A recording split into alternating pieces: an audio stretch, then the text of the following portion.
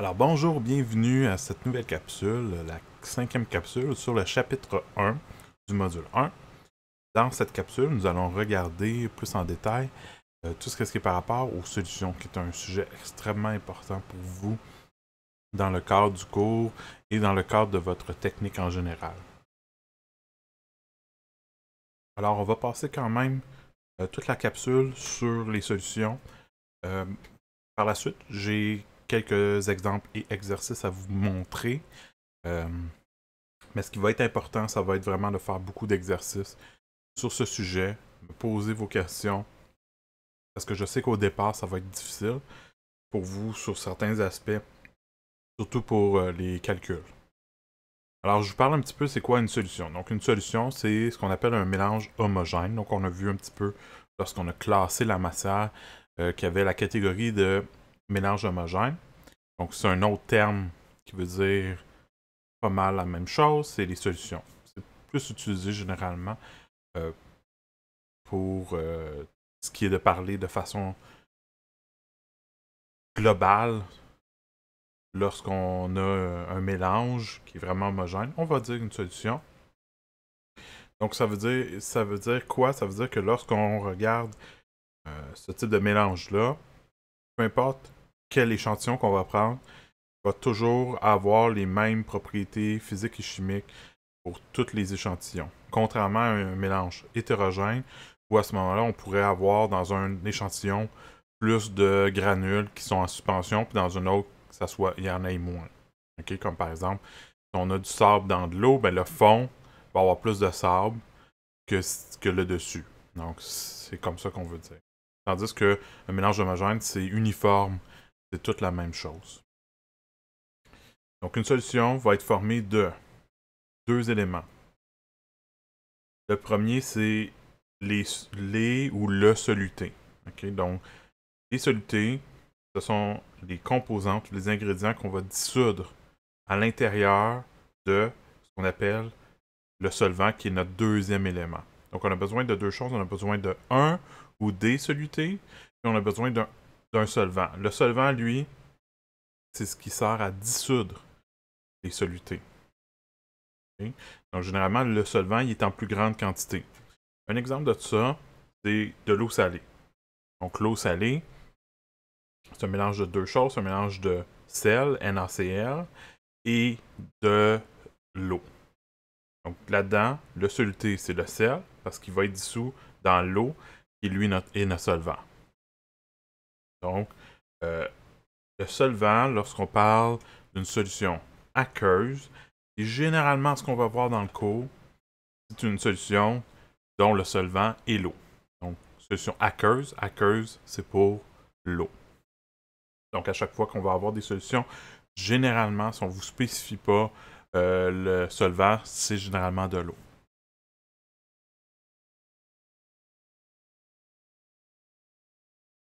Dans le laboratoire, qu'est-ce que ça veut dire? C'est que lorsqu'on va vouloir faire des solutions, il va y avoir une méthode particulière. Généralement, si vous partez avec un soluté qui est solide, on va vouloir le peser. Donc, vous allez vous présenter, par exemple, à la balance. Donc, ici, on fait une solution de KMNO4. Donc, le KMNO4, c'est un antiseptique qui est utilisé dans les usines de traitement des eaux. Et aussi qui est utilisé quand même dans l'industrie alimentaire comme un agent oxydant pour ralentir le mûrissement des fruits et des légumes, par exemple. Donc, c'est un agent de conservation d'une certaine manière. Donc, si on voudrait faire une solution de ça, on va peser notre quantité en grammes. On va ensuite l'ajouter dans un ballon jaugé approprié. Donc, si on veut produire 1 litre de solution, donc 1000 ml, on va choisir un ballon jaugé de 1000 ml. Si on veut 250 ml, on va choisir un ballon jaugé de 250 ml. On veut s'assurer d'abord que notre ballon jaugé n'est pas plein. Parce que s'il est plein dès le départ, ça va nous causer des problèmes. Donc, on veut avoir juste un peu d'eau pour pouvoir dissoudre le KMNO4. On s'assure que le tout va être dissous. Puis lorsque on ne voit plus de granules, que tout est bien dissous, là, on va ajouter de l'eau jusqu'à notre trait de jauge. Donc, le trait de jauge, on veut que le ménisque, donc le bas du ménisque, soit vis-à-vis le trait de jauge. Donc on va ajouter de l'eau, puis quand on est proche, on y va goutte par goutte, donc généralement avec une pipette. Puis ensuite, on va brasser pour uniformiser le mélange de la solution. Donc ça, c'est comment vous allez faire en laboratoire. Vous allez en faire une solution lors du laboratoire 2 pour vous familiariser avec la méthode. Ça se peut que vous en ayez à faire dans d'autres de vos cours par la suite. Donc c'est pour ça qu'on va vous en faire pratiquer. Maintenant, ce qui va être important côté numérique, c'est de savoir comment jouer avec les chiffres qui sont liés aux concentrations. C'est-à-dire comment les calculer, puis comment passer d'une concentration à une autre si jamais vous avez besoin de le faire. Donc les concentrations, c'est une quantité de ce qu'on appelle un soluté. Donc notre soluté, c'est finalement un ingrédient. Par exemple, tantôt c'était le sel de table qui était notre soluté. Bien, si c'est notre sel de table, c'est votre ingrédient généralement lorsque vous allez faire une solution ou une recette. Donc, c'est possible qu'on puisse considérer une recette comme le total de plein d'ingrédients, de plein de solutés dans un solvant. Donc, on considère notre ingrédient ici, c'est les solutés. Ils vont être contenus dans une quantité donnée de solution qu'on va nommer échantillon. Okay? Donc, ça veut dire que je prends une certaine quantité de ma solution, et je me dis, OK, j'ai combien de mon ingrédient dans cette quantité-là de ma solution. Donc, on peut l'exprimer de plusieurs façons différentes dans plusieurs types d'unités. Celle qui va être la plus commune en chimie, c'est les moles par litre. Donc, la concentration qu'on appelle molaire volumique, ou qui est aussi nommée molarité. Donc, ça, c'est noté un grand C. Et c'est le nombre de moles de soluté. Donc, le nombre de moles de notre ingrédient. Donc, ça doit être en moles. Divisé par le volume de la solution utilisée, volume de notre échantillon de solution. Okay? Donc ça, c'est la première concentration. C'est la première équation pour pouvoir la calculer. Généralement, cette équation-là, elle est écrite comme étant C est égal à N sur V.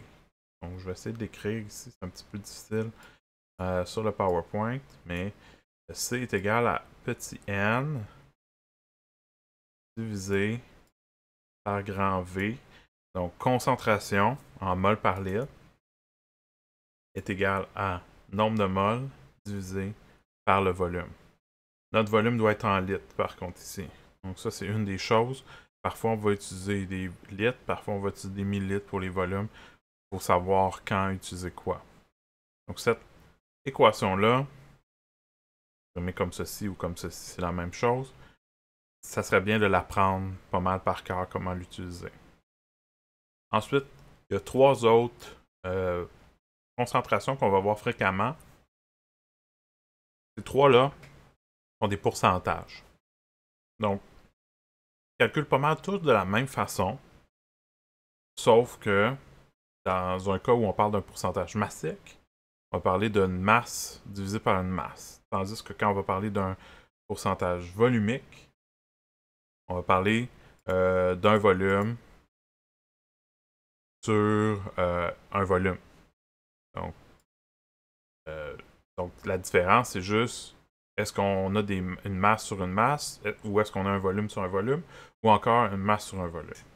Si je reviens sur le pourcentage massique, d'abord, c'est la masse de l'ingrédient, donc de notre soluté, en grammes, divisé par la masse totale de l'échantillon, la masse de solution qu'on utilise.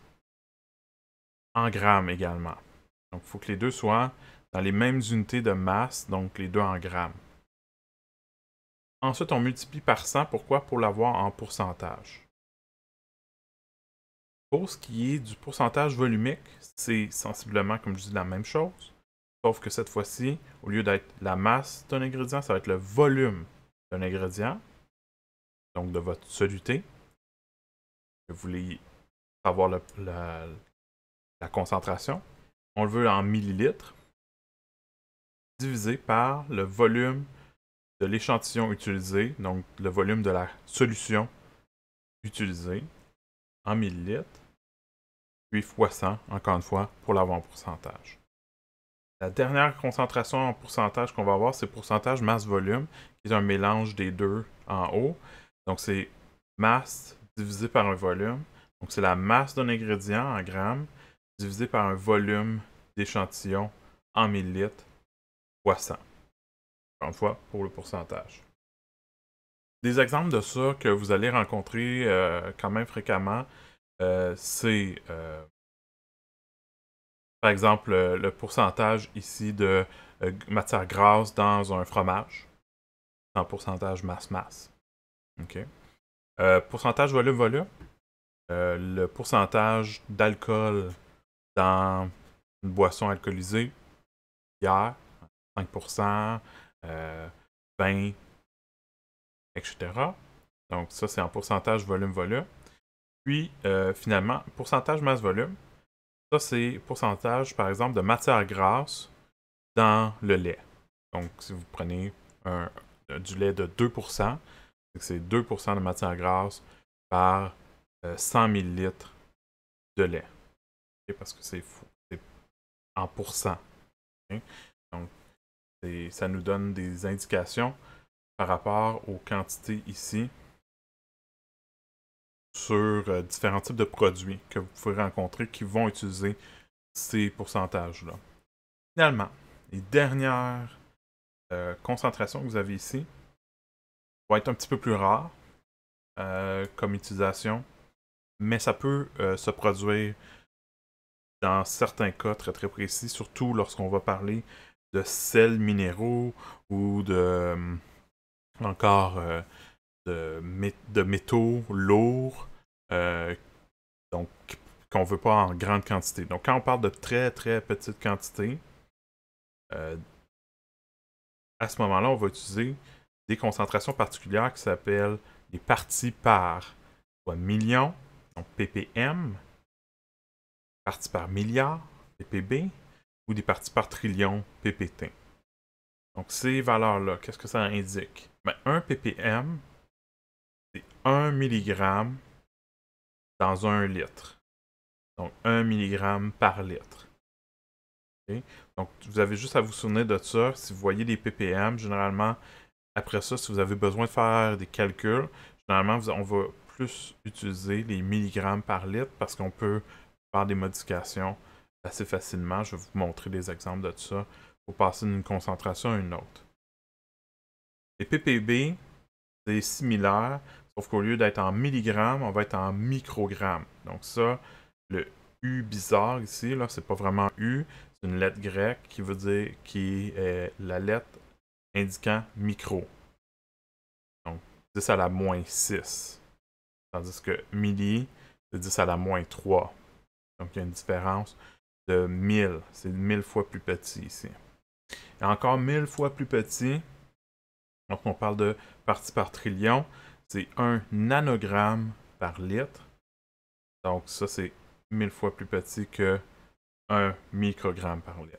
Donc là, on commence à être vraiment petit, là, à 10 à la moins 9 grammes par litre. Donc c'est vraiment très, très, très, très dilué. On n'en a presque pas. Donc, comme j'ai dit tantôt, les concentrations sur les aliments, les produits de consommation, ben, vous voyez ici quelques exemples. Donc pour les pourcentages volume-volume, pourcentage masse-volume, pourcentage masse-masse, sont très très utilisés pour les aliments, les produits de consommation que vous allez rencontrer fréquemment dans vos cours, que ce soit pour transformer les aliments ou dans d'autres de vos cours de technique. Donc voici quelques exemples de ça. Donc si on a un rhum à 40% d'alcool, qu'est-ce que ça veut dire? Ça veut dire que si je prends 100 ml, hein, parce que c'est 40%, donc pour 100 ml de rhum, j'ai 40 ml d'alcool qui s'appelle l'éthanol. Donc, ce pourcentage-là, volume-volume, c'est ce qui est habituellement utilisé pour les boissons alcoolisées. Donc, quand vous avez un pourcentage, c'est toujours la valeur qui est écrite sur 100. Donc, c'est toujours la valeur en chiffres qui est ici pour votre soluté, votre ingrédient, sur 100 de la solution. Donc, que ce soit en millilitres ou en grammes, c'est toujours sur 100 lorsque c'est en pourcentage. La seule fois que c'est pas en pourcentage, c'est lorsqu'on parle de mol par litre. Si je regarde un vinaigre à 5%, le 5% c'est en masse-volume. Donc les vinaigres, à ce moment-là, on a 5 grammes d'acide acétique. Et vu que c'est par 100, hein, donc 5 de mon soluté, de mon ingrédient, en masse, parce que c'est masse par volume, donc mon ingrédient est toujours en haut, donc c'est lui qui est en grammes, divisé par un volume de la solution. La solution, c'est le pourcentage, donc pour 100. Donc 100 ml de solution. Même raisonnement pour un lait de 3,25% matière grasse, hein, grand. Ici, le M.G, c'est matière grasse. Donc, on a 3,25 grammes, parce qu'on est en pourcentage masse-volume. Donc, masse pour notre ingrédient, matière grasse, divisé par 100, donc dans 100 ml de solution. La solution, c'est le lait. Ensuite, si on regarde pour un pourcentage masse-masse, donc dans un fromage, donc 32% de matière grasse, parce que la matière grasse, c'est un solide. Donc à ce moment-là, c'est pour ça qu'on parle de pourcentage masse-masse. Donc le fromage, c'est un solide, la matière grasse, c'est un solide. Donc le 32, c'est en grammes, et le pourcent va être en grammes également pour le pourcentage masse-masse. Donc c'est 32 grammes de matière grasse, 100 grammes de fromage. Donc ça, c'est un petit peu comment on va décortiquer nos pourcentages pour pouvoir ensuite les utiliser puis les transformer selon ce qu'on a besoin. Donc l'exercice 7 qui est ici, c'est un exercice qui est très difficile, ok, pour vous au départ. Je ne veux pas vous faire peur, mais vu que c'est probablement la première fois que vous allez faire un exercice de ce type-là, ça se peut que vous ne soyez pas capable de le faire par vous-même très très rapidement. Ça va vous demander pas mal d'efforts. Alors, ce que je veux faire, c'est que si vous vous sentez à l'aise, vous pouvez l'essayer. Donc, vous pouvez mettre la vidéo à pause, puis essayer l'exercice. Mais ce que je veux faire, c'est plutôt vous le présenter comme un exemple. Puis après ça, dans vos exercices sur le chapitre 1, il y a des questions, une quantité de questions assez importante là, sur justement ce type de sujet-là. Puis vous pourrez juste reproduire le même raisonnement. Et en le suivant, vous allez essayer, vous demanderez d'essayer de le comprendre, de l'analyser, puis de vous l'approprier. OK? Fait que là, je vais vous le présenter. Donc, je vais vous donner la réponse, comment je vais faire. Mais après ça, si vous voulez pratiquer, ça va être important d'aller faire des numéros d'exercices dans la série d'exercices sur le chapitre 1 par rapport à ça. Donc, c'est quoi l'exercice qui est ici? C'est vraiment, on vous dit, on a une bouteille de vin de 12% volume-volume. On vous demande d'abord qu'est-ce que ça signifie, parce que vous aurez besoin de cette signification pour continuer. Ensuite, on vous dit, on sait que l'éthanol, donc l'alcool contenu dans le vin, a une masse volumique de 0,789 grammes par millilitre. Et on a une masse volumique pour le vin de 0,883 grammes par millilitre. Les masses volumiques sont ici, ne sont pas des concentrations. Concentration, c'est le 12% volume-volume.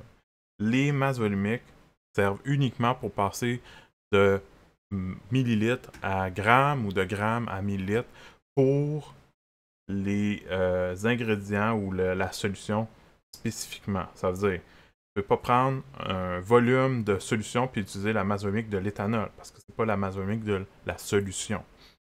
Donc, vous devez vraiment utiliser la bonne masse volumique qui est attribuée à chaque chose. Ça veut dire, l'éthanol a une masse volumique et la solution, qui est le vin, a une autre masse volumique différente. Avec toutes ces informations-là, 12% volume-volume et les deux masses volumiques, on veut que vous exprimiez la teneur en éthanol de ce vin en pourcentage masse-masse. Donc, plutôt que d'être en pourcentage volume-volume, on veut changer en masse-masse. Ça veut dire qu'on va convertir des volumes, les deux volumes qui sont là, en masse. Alors, je vous montre un petit peu comment faire. Je vais ouvrir ici. Pour l'exercice 2, l'exercice 7 plutôt. Ce que vous avez à faire. Je vais zoomer un petit peu plus. C'est bien voir.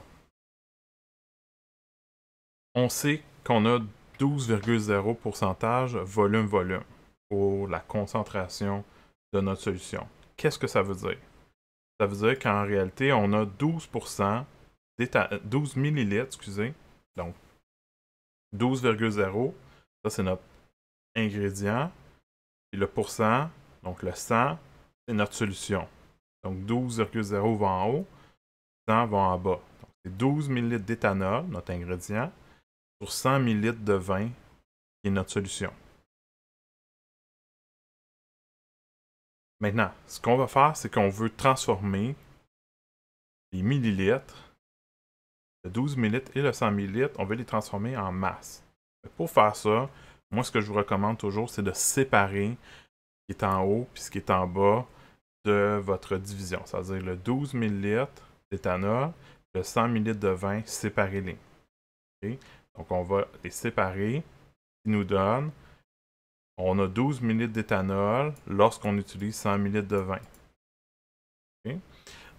Donc, maintenant qu'ils sont séparés, on peut les transformer. Donc, on va transformer les 12 ml d'éthanol en grammes et le 100 ml de vin en grammes. Pourquoi? Parce que on veut des pourcentages en masse. Donc, on veut des masses en grammes. Okay? Pourquoi? Parce que l'équation de pourcentage masse-masse, c'est masse de l'ingrédient en grammes divisé par la masse de la solution utilisée de notre échantillon en grammes, fois 100 pour l'avoir en pourcentage. Donc nous, ce qu'on veut, c'est une masse de l'ingrédient. Pour l'instant, on a un volume d'ingrédient, et on veut une masse de solution. Pour l'instant, on a un volume de solution, qui est notre vin. Alors, on veut changer les volumes en masse. Pour faire ça, on a besoin d'utiliser la masse volumique. On a deux masses volumiques. Pourquoi? Parce qu'on a de l'éthanol puis on a du vin. Donc, on doit utiliser des masses volumiques différentes pour chacun des deux. Donc, je vous rappelle, la masse volumique, c'est quoi? On l'a vu dans la dernière capsule. Donc, c'est la masse divisée par le volume. Mais nous, ce qu'on veut, c'est on veut changer les volumes en masse. Ça veut dire qu'on doit calculer des masses. Donc, je vais isoler M. Donc, quand j'isole M, je prends le V, le volume qui est en bas ici, et je l'envoie de l'autre côté. Quand je l'envoie de l'autre côté, il devient multiplié par. Donc, ça devient masse volumique multipliée par le volume. Donc, ça va être notre équation qu'on va utiliser avec chaque masse volumique appropriée au volume qu'on a besoin de convertir. On a à convertir 12 ml d'éthanol puis 100 ml de solution de vin. Pour l'éthanol, puis pour le vin, on va choisir la bonne masse volumique. Donc la première ici, c'est pour l'éthanol. OK? Ensuite, on va faire pour le vin. Okay? Donc ici, vous avez masse volumique fois le volume. Donc la masse volumique de l'éthanol fois 12,0 ml. Donc qu'est-ce qu'on a? On a 3 chiffres significatifs. On a une multiplication, on doit regarder les chiffres significatifs. Donc 3 chiffres significatifs fois 3 chiffres significatifs, ça nous donne une valeur de 3 chiffres significatifs en grammes d'éthanol. Pour le vin, on fait la même chose, sauf que cette fois-ci, on doit utiliser la masse volumique du vin, donc 0,883 grammes par millilitre, fois la quantité de mon vin, c'est 100 millilitres, hein, c'est toujours par 100, hein, c'est 12%, qui nous donne 88,3 grammes. Puis encore une fois, 3 chiffres significatifs fois 3 chiffres significatifs, ça doit nous donner 3 chiffres significatifs dans notre réponse. Ça, le 88,3 grammes de vin, c'est notre solution. Et l'éthanol, c'est notre ingrédient. Fait que maintenant, j'ai des grammes, Fait que j'ai juste à les mettre dans la formule qui est ici, la formule de pourcentage masse-masse que vous avez dans vos notes de cours. C'est la même formule. J'ai peut-être changé quelques mots juste pour l'explication qui est ici, mais c'est la même formule. C'est ingrédients sur échantillon, ou si vous préférez, solution utilisée. Et notre échantillon. Donc, on a nos deux masses. On peut faire le calcul de pourcentage masse-masse. Donc, on a la masse de l'ingrédient sur la masse de notre solution, fois 100 pour l'avoir en pourcentage. Donc, 9,47 g d'éthanol sur 88,3 g de vin fois 100, ça nous donne 10,7% masse-masse. 3 chiffres significatifs parce qu'encore une fois, 3 chiffres divisé par 3 chiffres. Le 100 ne compte pas pour les chiffres significatifs parce que c'est exactement 100%. Donc, comme je vous dis, ça c'est un des types d'exercices les plus difficiles dans les solutions.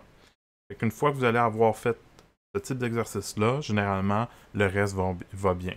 Okay? Une fois que vous l'aviez bien compris, ce type-là, les autres exercices, là, les autres possibilités de transformation de calcul de solutions, généralement, ça va bien.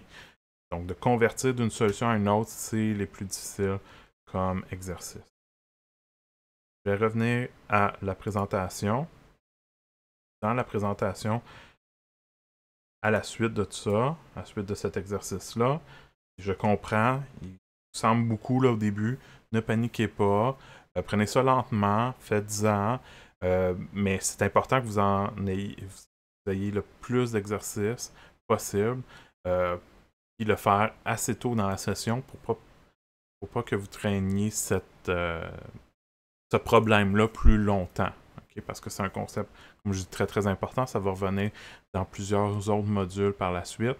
Donc le module 2 va réutiliser ces concentrations-là. Puis on va même les réutiliser peut-être plus tard là, dans le module 1. Pour l'exercice 8, un petit peu plus simple.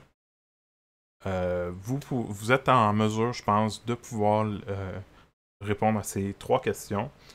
Tout ce que vous avez à faire, c'est vraiment plus comprendre les équations qu'on a vues précédemment, c'est-à-dire peut-être retourner les voir et vous familiariser en les utilisant. Donc ici, on vous demande, par exemple, de calculer.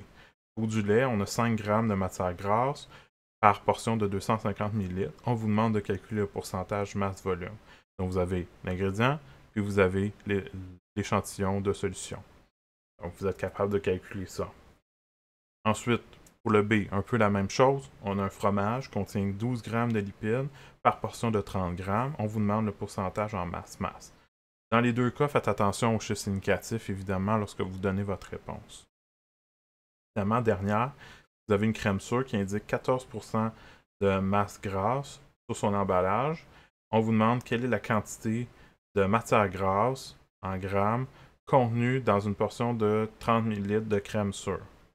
Donc, cette fois-ci, plutôt que de calculer la matière grasse, on vous demande de calculer la quantité de matière grasse à partir de la concentration et du volume de l'échantillon.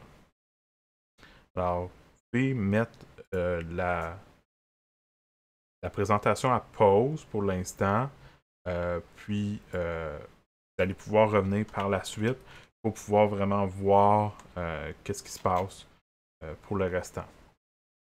Okay? Donc, pour savoir les réponses. Mais essayez de le faire par vous-même le plus possible. Peut-être que le C va vous causer un petit peu de difficulté, mais si vous êtes capable de les faire les 3, c'est déjà un bon signe. Vous êtes sur la bonne voie. Pour le reste, il va falloir faire quelques exercices de conversion, évidemment. Vous pouvez mettre à pause puis revenir. Alors, je vous présente les réponses de tout ça, de cet exercice-ci. Alors ici, pour le A, pour calculer le pourcentage masse-volume, on a besoin de la masse de l'ingrédient sur le volume de la solution utilisée, donc notre échantillon. Donc ici, on a 5 grammes sur 250 ml, fois 100 pour l'avoir en pourcentage. Donc vous n'êtes pas obligé d'écrire 100%. Si vous m'écrivez juste fois 100, c'est correct. Okay? Moi, je mets 100% juste pour savoir que les unités qui vont rester, c'est le pourcentage. Puis si vous le désirez, vous pouvez écrire pourcentage masse volume, juste pour vous assurer que vous vous rappelez c'est quoi comme type de pourcentage. Parce que des fois, si on écrit juste c'est du 2%, mais on ne sait plus, on travaillait en pourcentage masse-volume ou pourcentage masse-masse. Une autre chose, c'est que ici, c'est écrit masse sur volume de cette manière-là, mais si vous l'écrivez comme ceci, ça revient au même. Donc, comme ça ou comme ça, c'est exactement pareil. Donc, c'est comme vous désirez. Là, ici, c'est parce que mon logiciel, lorsque je fais des équations, il veut absolument que je le mette comme ça. C'est un peu compliqué de toujours lui dire de ne pas le faire. Mais généralement, je suis plus habitué, là, moi, de le mettre comme ça. Fait que c'est vraiment comme votre préférence personnelle. La deuxième, c'est un calcul de pourcentage masse-masse. Donc, on a une masse de notre ingrédient qui est 12 grammes divisé par 30 grammes de notre solution fois 100 pour l'avoir en pourcentage. Donc, c'est un pourcentage ici masse, pourcentage masse sur masse, et c'est 40%. Donc, vous voyez ici, vu que j'avais 12, 30 comme division, deux chiffres significatifs, j'ai un résultat de 2 chiffres significatifs. Tandis que pour le A, j'avais un chiffre significatif en haut, puis 3 en bas. Donc, je dois me limiter à un chiffre significatif, parce que je fais une division. Donc, c'est pour ça que je m'arrête à 2. Pour le dernier, je veux avoir la masse de l'ingrédient. Donc, pour pouvoir faire ça, je vais juste... excusez-moi, j'avais reçu un petit message. Donc, si on revient, si vous voulez calculer la masse de votre ingrédient, ici, vous devez prendre la concentration multipliée par le volume de la solution. Ça va vous donner la masse de votre ingrédient. Pourquoi? Je vais revenir à la présentation. Donc, je reviens à cette diapositive-ci particulière pour vous montrer que si vous désirez obtenir la masse de l'ingrédient, que vous connaissez le pourcentage masse-volume, puis que vous connaissez le volume, vous voulez isoler la masse de l'ingrédient, vous allez prendre le volume, puis vous allez le multiplier de l'autre côté. Donc, vous allez isoler la masse de l'ingrédient de cette manière-là. Puis vous allez aussi devoir vous débarrasser du sang. Donc, c'est pour ça qu'ici, que j'ai fait pour le calcul, j'ai pris 0,14 g par millilitre fois 30 millilitres.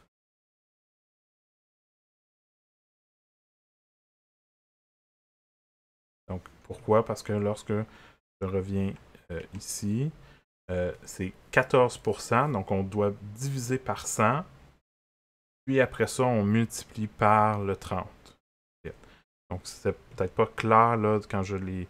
Je pensais que c'était clair quand je l'ai écrit, mais là, quand je vous l'explique, c'est peut-être moins clair. Donc, le 0,14 g, au fond, c'est le 14 divisé par 100. Puis, après ça, je multiplie par 30, donc ça me donne 4,2 g. Finalement, le dernier exercice pour aujourd'hui, c'est moi. Je vais revenir ici pour la présentation. Donc, dernier exercice, l'exercice 9. Vous avez à transformer une concentration de 400 ppm de calcium dans une eau minérale. Puis on le veut, cette fois-ci, exprimer en deux types de concentration, soit pourcentage masse-volume et mol par litre. Vous avez à changer les ppm en masse-volume et mol par litre. C'est possible aussi que ce numéro-là vous cause un petit peu de problème également. Si vous essayez de le faire rapidement. Mais si vous essayez d'utiliser la méthode que je vais montrer dans l'exercice 7, c'est possible de l'appliquer, surtout pour les moles par litre, puis vous devriez arriver à la réponse. Ce qui est important, c'est de vous rappeler que 400 ppm, c'est, on va revenir un petit peu plus tôt dans la présentation, lorsque j'ai montré les ppm, c'est l'équivalent de milligrammes par litre. Ça veut dire 400 ppm, c'est 400 mg par litre. Alors moi, si vous voulez, je vais vous montrer la réponse, mais si vous voulez tenter de le faire par vous-même, allez-y, mettez la vidéo à pause. Ça se peut que ça soit un niveau de difficulté un petit peu plus élevé, mais si vous sentez d'attaque, vous pouvez essayer. Surtout après l'exercice 7, ça peut vous donner un petit peu d'idée sur comment calculer, faire des conversions. Sinon, je vais vous montrer la réponse et, et comment je suis arrivé maintenant. Alors, je vous montre le tout pour l'exercice 9. L'exercice 9, le voici. La réponse que j'ai fait, comme je l'ai dit, j'ai pris 400 ppm. Je la convertis sur qu'est-ce que ça équivaut les ppm. Donc, ça équivaut en milligrammes par litre. 400 mg par litre.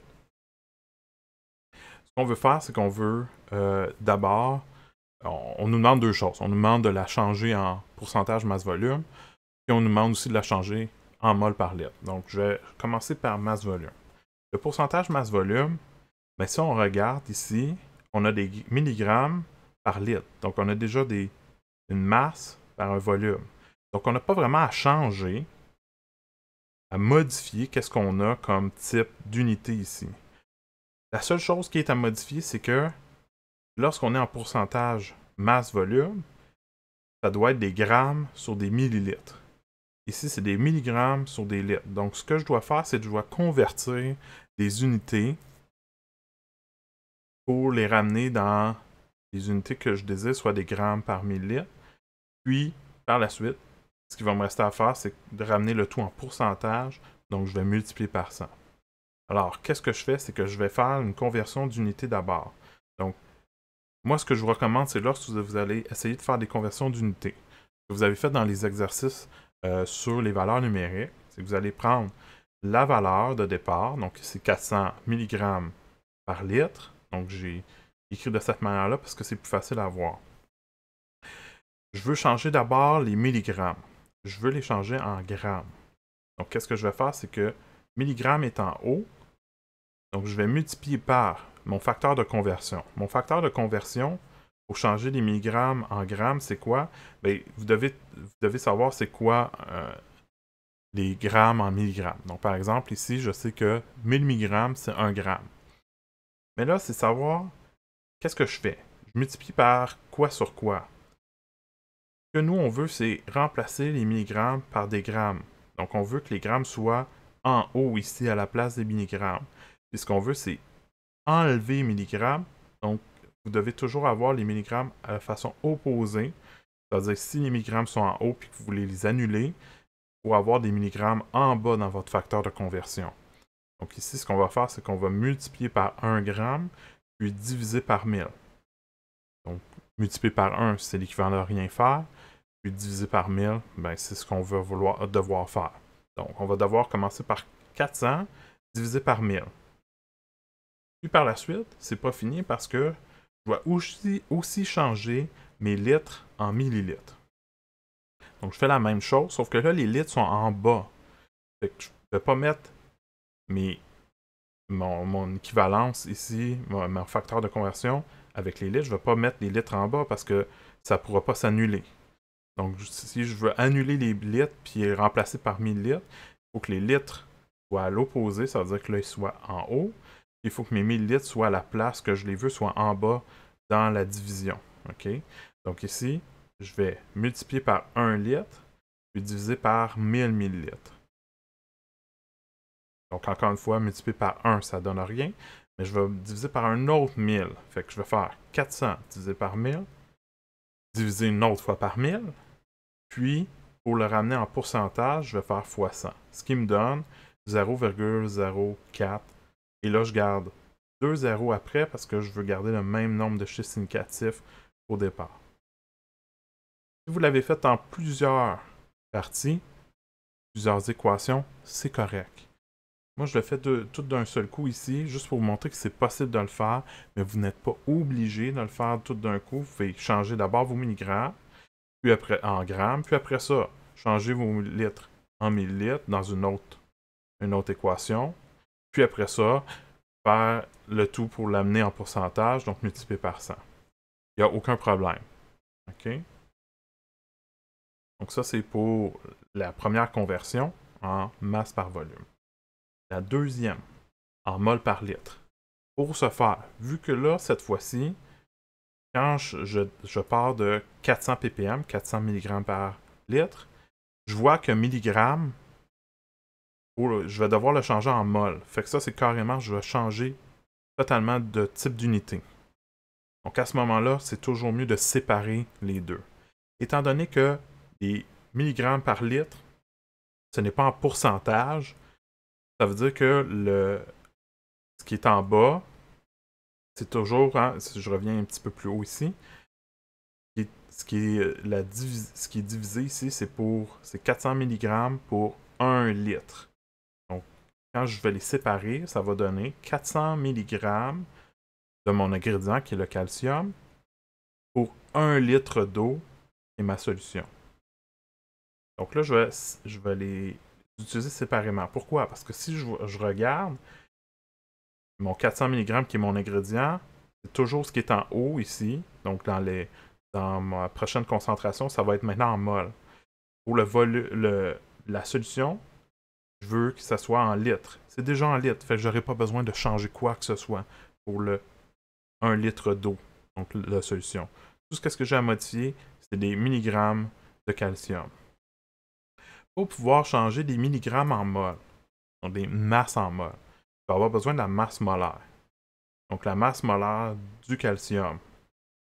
Si on regarde dans le tableau périodique que vous devez avoir, que j'ai fourni sur Moodle, c'est une masse molaire de 40,08 g par mol. Donc ça, c'est directement dans votre tableau périodique. Ça veut dire quoi? Ça veut dire que vous avez, pour 1 mol de calcium, ça pèse 40,08 g. Donc si vous voulez l'utiliser de façon comme en produit croisé, vous avez le droit. Moi, je vais vous le montrer avec des équations parce qu'il y a beaucoup d'autres situations qui vont être utilisées comme des équations par la suite. Donc, peut-être commencer à s'habituer avec l'utilisation d'équations. Sauf que là, qu'est-ce que vous pouvez remarquer? C'est que dans la masse molaire, c'est des grammes par mol. Quand je vais devoir changer mes milligrammes en mol, je ne pourrai pas utiliser ça directement. Parce que les milligrammes avec des grammes, ça ne s'annule pas. Il va falloir que ça soit des grammes avec des grammes. Donc, je dois changer milligrammes en grammes. Donc, je refais la conversion que j'avais tantôt dans la première partie, sauf que je n'ai pas à changer mes litres ici. Excusez, il ne devrait pas avoir de litres. Ça devrait juste être milligrammes, comme ceci. C'est moi. Donc, je vais changer mes milligrammes en grammes. Donc, qu'est-ce que je fais? C'est que je prends mon 400 mg et je vais multiplier par le facteur de conversion que je multiplie toujours par ce que je veux sur ce que je veux retirer. Parce qu'ici, j'ai juste une unité. OK? Donc, le milligramme, c'est comme si elle était en haut, divisé par rien. Donc ici, c'est quand je vais devoir multiplier, c'est par ce que je veux, parce que je veux garder des grammes, divisé par ce que je veux enlever, qui sont des milligrammes. Donc mon rapport, c'est toujours 1 gramme pour 1000 milligrammes. Donc c'est pour ça qu'ici, je vais faire 400 fois 1 divisé par 1000, ce qui me donne 0,400 grammes. Donc ça, si je le laisse en décimal, c'est correct. Si vous l'avez mis en notation scientifique, ça serait correct également. Maintenant que je l'ai en grammes, je peux utiliser ma masse molaire, oui, pour pouvoir le convertir et l'amener en mol. Okay? Donc, utiliser la masse molaire pour faire soit votre produit croisé ou encore utiliser l'équation que j'ai montrée précédemment qui vous dit que le nombre de moles, c'est la masse divisée par la masse molaire. Donc, j'ai ma masse molaire, donc je fais ma division. C'est 0,400 g divisé par 40,08 g par mol. Donc les grammes s'annulent. Les mols vont revenir en haut parce qu'il y a une division sur une division. Ça revient complètement en haut. Donc ça me donne 0,00998 mol. Je vais garder juste 3 schistes indicatifs parce que j'ai 3 schistes indicatifs. divisé par 4 chiffres significatifs. Donc, celui qui en a le moins, quand je fais ma division, c'est le 0,400 qui en a juste 3. Une fois que vous avez votre nombre de moles, ce que je vais faire, c'est que je vais ramener tout ça en moles par litre. Donc ici, on va ramener nos deux quantités qu'on a besoin. Ça veut dire, j'ai besoin du nombre de moles, j'ai besoin du volume de la solution, que j'ai pas touché parce que j'ai pas besoin. Hein. Je l'ai déjà en litres, je le veux en litres. Je prends directement le 1 litre d'eau. Ça va être mon volume de la solution. Et mon nombre de moles de mon ingrédient, mais c'est celui que j'ai calculé ici. Donc le nombre de moles de calcium. Donc je vous rappelle, c'est N sur V. Donc C est égal à N sur V, ça fait 0,00998 moles sur 1 litre, qui me donne une concentration. Au fond, c'est le même chiffre qui est écrit ici parce que c'est divisé par 1, mais c'est en moles par litre parce que j'ai divisé par le volume. Okay? Si c'était un volume différent de 1, évidemment, la concentration serait modifiée ici à la fin. Donc ça, c'est, comme je dis, des exercices quand même difficiles parce que ça vous demande de pratiquer vos concentrations, qui est un élément qui va vous causer un petit peu de problème lorsque vous allez commencer à faire les exercices. Mais c'est important de faire les exercices dès maintenant. Commencez par attendre à la semaine 3 ou 4 ou 5, ou même des fois, il y a des gens qui attendent jusqu'à la moitié de la session. Je veux que vous venez me voir avec vos questions. Contactez-moi le plus vite possible. Puis faites des exercices. Le plus que vous faites d'exercices, le mieux vous allez vous sentir apte à pouvoir résoudre ce type de problème-là. Puis vous pouvez vous fier à ce que je viens de vous montrer pour vous donner une idée de comment vous structurer. Donc, ce qui est important, c'est de connaître vos équations ou de connaître vos ratios, de savoir comment faire vos conversions d'unités. Et après ça, c'est de savoir comment vous organiser dans un exercice. OK? Donc, comment vous allez placer vos chiffres pour vous rappeler, OK, ouais, j'ai telle valeur, puis j'avais telle autre valeur, donc je vais l'utiliser pour pouvoir faire mon calcul. Donc, pratiquez ça. Puis si vous avez des difficultés, n'hésitez pas. C'est vraiment le concept le plus difficile dans le chapitre 1. Donc, c'est celui que vous allez probablement mettre le plus d'efforts pour la suite. Non? On va se voir dans la prochaine capsule.